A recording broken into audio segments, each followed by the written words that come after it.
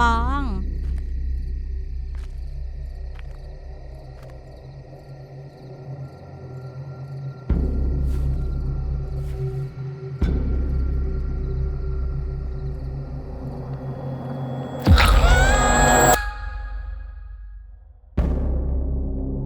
ម្ដាយឯងធ្វើជាអ្នកចំអះទឹកសັບយូរហើយនៅ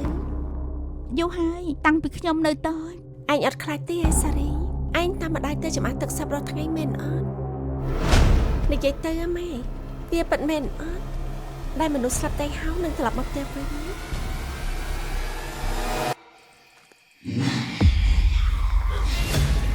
តាំងពីពួកយើងមករស់នៅទីនេះមានអារម្មណ៍ថាដូចជាមានរឿងចម្លែកជាច្រើនបានកើតឡើងនៅក្នុងផ្ទះជាពិសេសគឺនាមីហ្វារីដារឿងទាំងអស់មកពីម៉ែមែនទេតែអ្នកបានអ្វីដែលត្រូវការហើយតើរួមទាំងវ៉ានូយើងគ្មានបញ្ហាជាមួយនឹងនាងទេ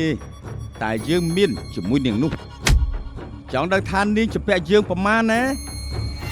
ឯងមិនឃើញទេអីឡាត្រីគេយកឡូត្រីទៅបញ្ចុះហើយ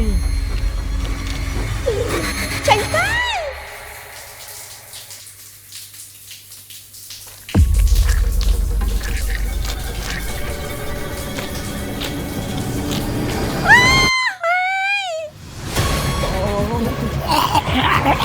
គុំទៅមកឲ្យបោនេះ